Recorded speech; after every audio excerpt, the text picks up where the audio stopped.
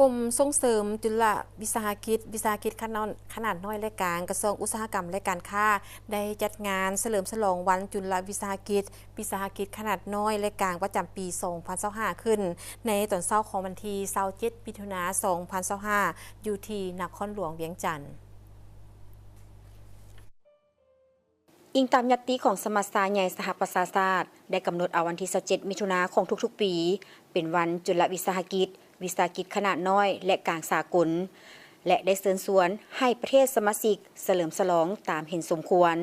สำหรับสาธารณรัฐประชาธิปไตยประชาชนลาวได้จัดงานเฉลิมฉลองวันดังกล่าวมาแล้วจำนวน6ครั้งภายใต้การกำหนดหัวข้อจากองค์การสหประชาชาติในแต่ละปี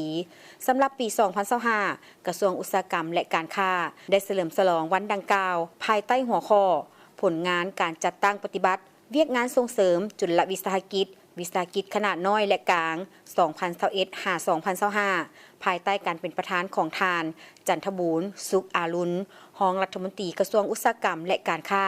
ซึ่งมีแขกเข้าร่วมประมาณ100กว่าทาน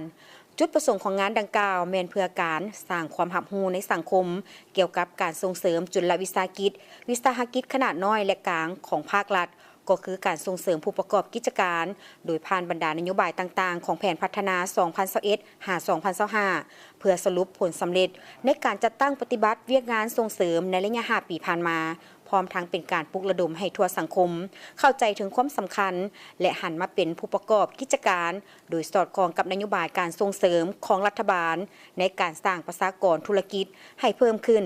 ซึ่งภายในงานมีการวางแสดงรูปภาพการเสวนาปรึกษาหารือแลกเปลี่ยนข้อมูลของภาครัฐและภาคธุรกิจเกี่ยวกับข้อสะดวกและข้อยุ่งยากในการจัดตั้งปฏิบัติเวียกงานส่งเสริมจุลวิสาห